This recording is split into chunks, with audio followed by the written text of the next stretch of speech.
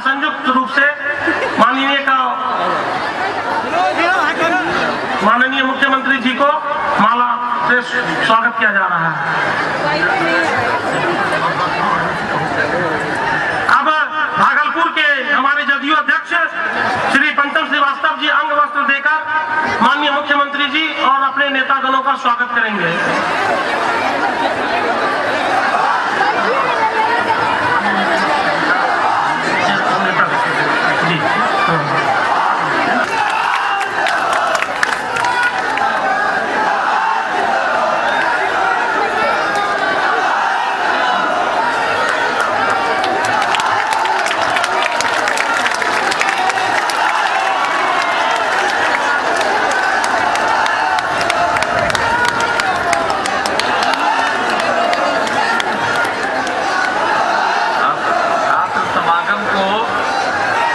समागम को हम लोग देख रहे हैं। बैठ जाइए।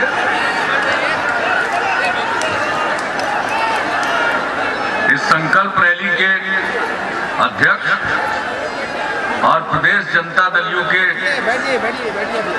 अध्यक्ष माननीय सांसद आदरणीय वशिष्ठ नारायण सिंह जी, बिहार सरकार के माननीय कृषि मंत्री भाई नरेंद्र सिंह जी, बिहार सरकार के जल संसाधन मंत्री श्री विजय कुमार चौधरी जी, जमुई के माननीय सांसद श्री भूदेव चौधरी जी, सुल्तानगंज के माननीय विधायक श्री सुबोध राय जी, गोपालपुर के माननीय विधायक श्री नरेंद्र कुमार नीरज जी उर्फ गोपाल मंडल जी, अमरपुर के माननीय विधायक श्री जनार्दन मांझी जी, बेलहर के माननीय विधायक श्री गिरधारी यादव जी, धोरैया के माननीय विधायक श्री मनीष कुमार, पोस्टों के पदाधिकारी और प्रभारीगण, भागलपुर, बांका और नवगछिया के सभी हमारे पार्टी के पदाधिकारी और सक्रिय सदस्यगण,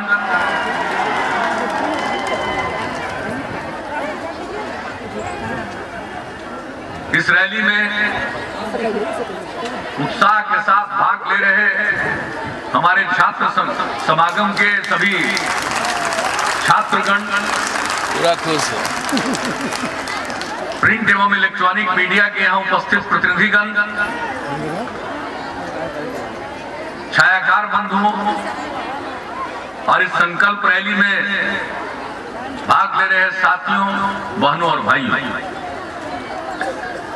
मैं सबसे पहले पार्टी के प्रदेश अध्यक्ष वशिष्ठ भाई को और हमारे सभी जिलाध्यक्ष को, जो भागलपुर कमिश्नरी से संबंधित जिले हैं, भागलपुर, बांका और संगठन जिला नवगछिया, हमारे जितने माननीय विधायकगण हैं, विधान परिषद के सदस्यगण हैं, मैं सबों को बधाई देता हूं इस शानदार और जानदार संकल्प रैली के आयोजन के लिए। और इस रैली का स्थान पार्टी ने चुना, इसके लिए भी हम पार्टी के सभी नेताओं को जिन्होंने स्थान चुना उनको मैं धन्यवाद देता हूं। इस जगह से मेरा भावनात्मक लगाव, ये वही जगह है, इसको 13 माइल भी बोलते हैं, चकमुनिया इस्लाम नगर। ये इसी जगह पर 2009 के फरवरी में, अगर हमें ठीक से याद है तो 17-18 फरवरी को विकास यात्रा के क्रम में हम यहीं आए थे और इसी स्थान पर टेंट डालकर हम लोग रहे थे।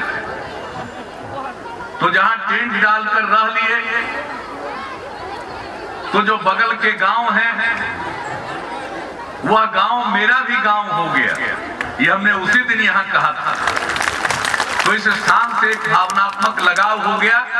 अब ये लगाव तो इस जीवन भर कायम रहेगा। तो इसी स्थान पर आज संकल्प रैली हो रही है। मेरे लिए और खुशी की बात हो गई। तो मैं इस धरती को प्रणाम करता हूं, सलाम करता हूं। आप सब जब लोग इतनी बड़ी संख्या में यहाँ आए हैं, मैं सबका अभिनंदन करता हूं, आप सबको मैं सलाम करता हूं। ये संकल्प रैली और यहाँ हम संकल्प लेने के लिए इकट्ठा हुए। संकल्प रैली के बारे में हम लोगों ने फैसला पार्टी के राजगीर शिविर में किया। उसके पहले सभी विधानसभा क्षेत्रों में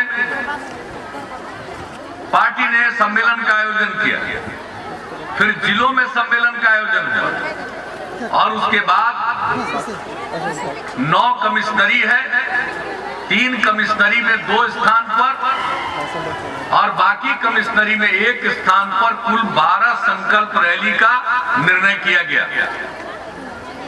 29 अक्टूबर को 2013 में। और उसी निर्णय के अनुरूप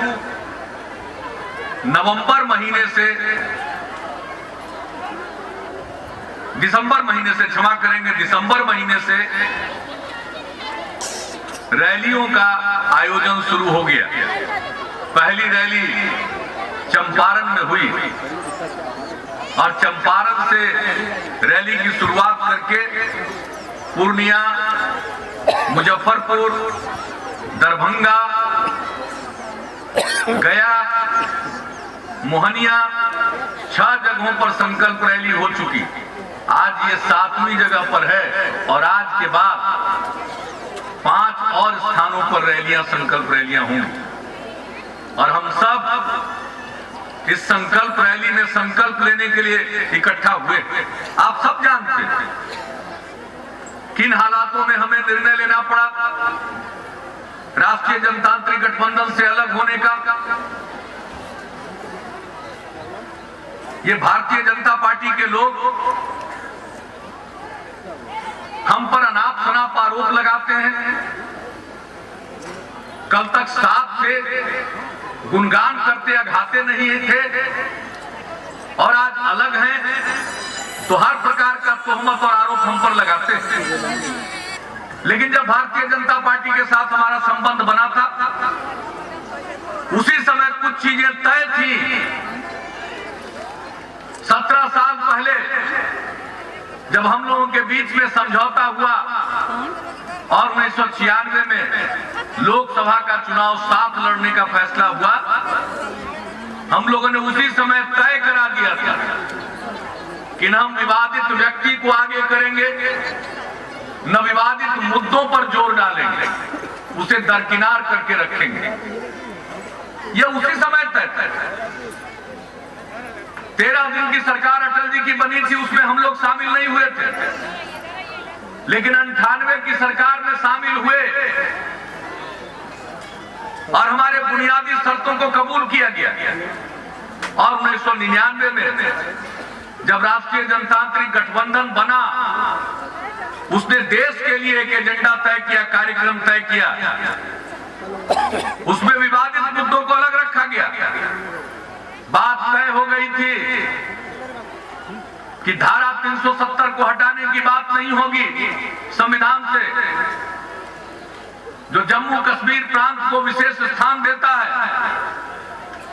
समान आचार संहिता थोपने की बात नहीं होगी और अयोध्या मसले का समाधान या तो आपसी बातचीत से होगा या अदालत के फैसले के मुताबिक होगा।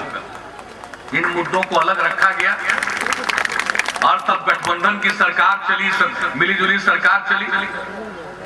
और इन सबों को मालूम था, 1.5 साल पहले हम लोगों ने कह दिया था कि भाई अगर इस राह से आप भटकिएगा, अगर आप ऐसा नेता लाने की कोशिश कीजिएगा जो हमें मंजूर नहीं है, गुजरात में जो कुछ भी हुआ उसको न भुलाया जा सकता है, न उसके लिए कोई माफी दी जा सकती है। ये बात हम लोगों ने शुरू से कह दिया और हमें आश्वासन दिया गया कि ऐसा कुछ नहीं होगा। लेकिन धीरे धीरे धीरे धीरे बात उसी ओर जाती रही। हमने दिल्ली में पिछले साल जब सम्मेलन किया पार्टी का, उसके माध्यम से भी हम लोगों ने अपनी बात कर दी थी, लेकिन हम लोगों की बात को दरकिनार करके उन्होंने अपना रास्ता तय किया। हमने कहा था और हमारी ये मान्यता है कि देश में कांग्रेस के खिलाफ एक माहौल बना। जिस ढंग से कांग्रेस के नेतृत्व में यूपीए की सरकार ने काम किया, जनता नाराज है, नाखुश है। भ्रष्टाचार से, बढ़ती महंगाई से, विकास के कामों के अवरुद्ध होने से, राज्यों के साथ भेदभाव करने से कई ऐसे मामले हैं जिसको लेकर केंद्र की सरकार से देश की जनता को नाराजगी, और उस नाराजगी को देश की जनता ने एक बार नहीं 2-2 बार प्रकट किया था। भारत बंद का आह्वान किया गया था। हमारे पार्टी के अध्यक्ष शरद यादव जी ने पहल की थी, और उस भारत बंद के आयोजन में सिर्फ एनडीए के लोग नहीं थे, बल्कि वाम मोर्चा के लोग भी थे, अन्य दलों के लोग भी थे। यूपीए को छोड़ करके बाकी सभी दलों के समर्थन से और सहयोग से 2-2 बार भ्रष्टाचार और महंगाई के खिलाफ भारत बंद का सफल आयोजन हुआ। देश के जनता का मूड प्रकट हुआ जब दिल्ली में अन्ना हजारे साहब के नेतृत्व में भ्रष्टाचार के खिलाफ आंदोलन शुरू हुआ, तो देश की जनता उस ओर मुखातिब हुई।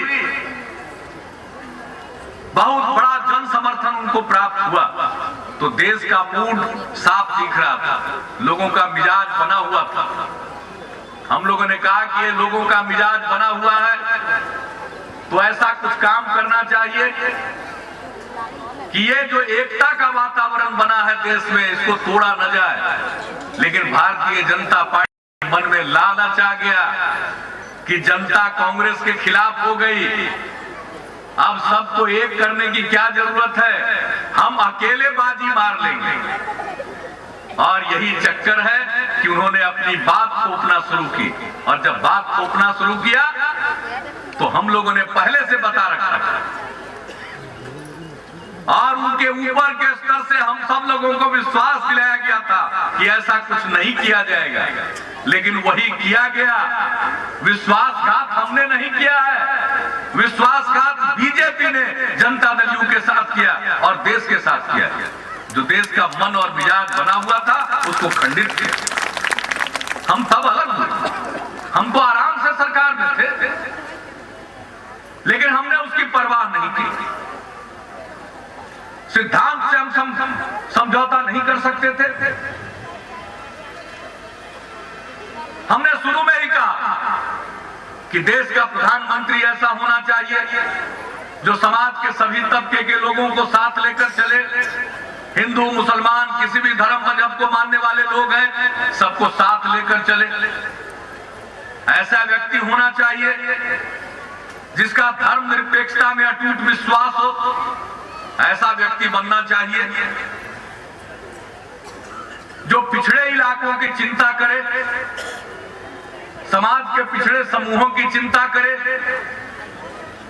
देश के पिछड़े इलाकों के विकास के बारे में एक नजरिया रखे, सोच रखे, उसका कोई दृष्टिकोण हो। विकसित इलाके के विकास में कोई खासियत नहीं है। जो इलाका आगे बढ़ा हुआ है उसको आगे बढ़ाने में कोई बड़ी बात नहीं है, लेकिन जो इलाका पीछे है, बिहार और बिहार जैसे अन्य जो पिछड़े राज्य हैं देश के, उनको आगे ले चलने का नजरिया होना चाहिए। हमने ये साफ कर दिया, लेकिन हमारे नजरिए की परवाह उन्होंने नहीं की। उनको भ्रम हो गया कि देश में आंधी चल रही है। अरे कोई आंधी नहीं चल रही है, कोई हवा नहीं चल रही है, ये ब्लोअर से चलाई गई हवा है, इसमें कोई दम नहीं है। और हम पर तोहमत लगाता, हम लोगों ने तो शुरू से कहा, इसलिए हमने जोखिम उठाया है। वो जुआ खेल रहे हैं, हम जोखिम उठाते हैं। सरकार रहे या जाए, लेकिन हम जो देश में सांप्रदायिक सद्भाव है उसको बनाए रखने के लिए हम काम करेंगे, एकजुटता के लिए काम करेंगे। और बिहार में आपने काम करने का अवसर दिया है, हमने समाज को जोड़ा है, समाज को तोड़ा नहीं है, समाज के हर तबके को साथ लेकर चलने की कोशिश की है, न्याय के साथ विकास के रास्ते पर चलने की हमने कोशिश की है। हमारा विकास का जो नजरिया है वो समावेशी है, हमारे विकास के केंद्र में इंसान है, उसकी तरक्की। हमने कानून का राज कायम किया, समाज में तनाव था। याद करिए वो दिन जब शाम होते लोग घर लौटना चाहते थे, शाम के बाद अगर घर का कोई आदमी बाहर रह जाता था तो पूरा घर चिंता में डूब जाता था। उस माहौल से हमने बिहार को निकाला। बिहार में तनाव था, आए दिन नरसंहार होते थे, ये बीते दिनों की बात हो गई।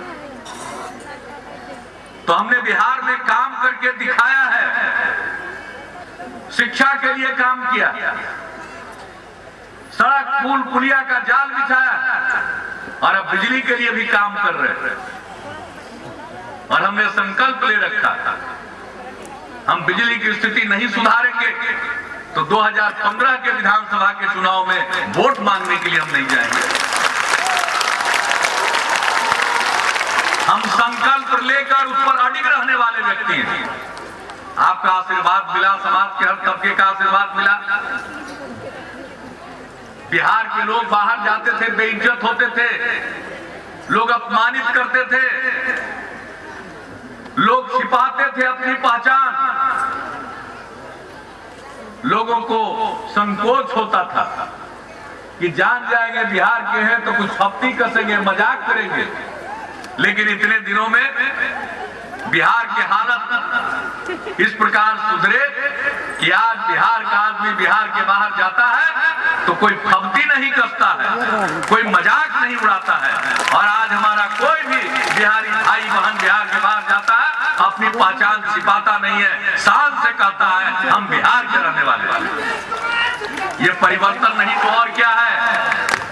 बहुत लोगों को परिवर्तन दिखाई नहीं पड़ता। इस बिहार में वो है अफवाह मास्टर जो कल तक हम लोगों के साथ थे, अफवाहें फैलाना उसका काम। आए वो दूसरे हैं जो स्वतंत्रता संग्राम से भी बाहर निकले हैं, वो कहते हैं कानों कान हम चलेंगे। ये दोनों समाज में गलतफहमी का वातावरण बनाने वाले हैं, सचेत रहिएगा। आजकल को बड़ा अच्छा शब्द उसका निकाल दिया जाता है, जनता के बीच में देखता हम लोगों का समर्थन है तो कहता है विधानसभा में तो नीतीश जी ठीक है, उन्हीं को हम लोग भी देंगे, लेकिन लोकसभा में जरा इधर देख लीजिए, पश्चिम की तरफ देख लीजिए लोकसभा में। यानी लोकसभा के चुनाव में हम नहीं जीतेंगे तो हमको विधानसभा में कोई रहने देगा। इतना होशियार लोग बनते, इतना होशियार बनते थे। अरे सबको मालूम है। और आजकल देश में वो सर्वे का बीमारी चला, ये सब प्रायोजित है। हमको बहुत पहले जब हम बीजेपी से अलग हुए, हमारा गठबंधन टूटा, तो उसी समय एक बड़े जानकार आदमी ने कहा कि एक बार दो बार नहीं, 4-4 बार सर्वे आवेगा और सब सर्वे में आपको नीचा दिखाया जाएगा, हवा बना करके आपके खिलाफ वातावरण किया जाएगा मनोवैज्ञानिक तौर पर। हमने कहा इससे क्या फर्क पड़ता। तो सर्वे आजकल दिखा रहे हैं, वो सर्वे हाले आया, उस सर्वे में कहा कि बिहार के 63% लोग, 100 में 63 लोग मेरे काम काज से संतुष्ट, और 100 में 55 आदमी कहा कि हम दोबारा इन बिहार में लाएंगे जब 2015 में चुनाव हो। और लोकसभा के चुनाव में कहता है कि वोट कम देंगे। ऐसा कहीं सुने? माने जिस आदमी के काम से संतुष्ट है उसको वोट नहीं देगा, यानी वोट देने के लिए निकम्मा आदमी चाहिए। काम करने वाले आदमी को वोट नहीं मिलेगा, जो काम नहीं कभी किया है उसको वोट मिलेगा। हवाबाजी करेगा उसको वोट मिलेगा। कहीं सुना है आपने? तो ऐसा अनर्गल सर्वे दिखाया जाएगा, चलाया जाएगा, छपवाया जाएगा, प्रचारित किया जाएगा, ताकि हम लोगों का मन टूटे। अरे हमारा मन इतना कमजोर नहीं है कि इस तरह की चीजों से टूट जाए। हमारा मन बना है बिहार के गरीब गुरबा की ताकत के बदौलत। इस बिहार को आगे बढ़ाने का संकल्प कोई साधारण संकल्प नहीं है। तो हम लोगों के मन को कोई तोड़ नहीं सकता है। हवाबाजी करने वाले लोग अपना इत्मीनान से दम बैठ लेंगे। ऐसी हवाबाजी का परिणाम क्या हुआ बाका? देख लिए ना हवाबाजी का परिणाम। अरे भाई, लोकसभा विधानसभा चुनाव के साथ ना लोकसभा का उपचुनाव हो रहा था। हम सब लोगों ने पुतुल देवी का समर्थन किया था। वो आई हमारे पास कि हमारा नाम डिक्लेयर कर दीजिए। हम क्या आप रहिएगा तो डिक्लेयर है। लेकिन कुछ दिन के बाद पता चला, तो अब जहां जाना है वहां जाए। हमने नहीं छोड़ा, वो छोड़ करके गई है, हम नहीं छोड़े। ऐसा जो हवाबाजी है उसी का असर है। जब चुनाव होगा तो पता चलेगा जनता कहां है, आई हवाबाजी कहां है। और बिहार का काम हो रहा, बिहार तरक्की के रास्ते पर है। बिहार में जो काम हो रहा दूसरे लोग उसका अनुकरण कर रहे हैं। वशिष्ठ भाई साइकिल योजना की चर्चा कर रहे थे। लड़की स्कूल नहीं जाती थी, माँ बाप गरीबी के कारण अपनी बेटियों को स्कूल नहीं भेजते थे। प्राथमिक विद्यालय तक पढ़ ली, छठा क्लास में जाने के बाद उनको ठीक कपड़े की जरूरत पड़ती थी। माँ बाप गरीबी के कारण उपलब्ध नहीं करा पाता था, अपनी बेटियों को भेजना छोड़ देते थे। हम लोगों ने सबसे पहले लड़कियों के लिए मिडिल स्कूल में पोशाक योजना शुरू की। लड़कियों की संख्या मिडिल स्कूल में बढ़ गई। हमने देखा सिर्फ मिडिल स्कूल तक क्यों पढ़ेगी, ये मैट्रिक पास करेंगी। तो हमने हाई स्कूल में 9वीं कक्षा की लड़कियों के लिए साइकिल योजना की शुरुआत की। जब योजना शुरू की तो पूरे बिहार में 9वीं कक्षा में पढ़ने वाली लड़कियों की संख्या थी 1,70,000। आज लड़कियों की संख्या लगभग 7 लाख हो गई। इस देश में ऐसी कोई योजना नहीं है जो इतना प्रभावी साबित हो। पटना में और भागलपुर में लड़कियां साइकिल नहीं चलाती थी, आज गांव-गांव से लड़की साइकिल चलाकर स्कूल जा रही है। उसके अरमानों को पंख लग गए, आत्मविश्वास का भाव जागा, उनके मन में यह भाव आया हम भी आगे बढ़ सकते हैं, और आज आगे बढ़ रही है। लड़की सब जब साइकिल चला के स्कूल जाने लगी तो लड़का सब भी कहीं कहीं मिलता था तो कहता था अंकल हम लोगों का क्या होगा। तो हमने कहा तुम लोगों को भी साइकिल देंगे। तब लड़का हो या लड़की सबको साइकिल मिलता है, स्कूल जाते हैं, लोग पढ़ रहे हैं, शिक्षा का वातावरण है। अब लाठी का जमाना नहीं है, अब ज्ञान का जमाना है। जो पढ़ेगा वो आगे बढ़ेगा। अब लाठी में तेल पिलाने का समय नहीं है, कलम में स्याही डालने का समय है। तो हमने शिक्षा पर जोर दिया।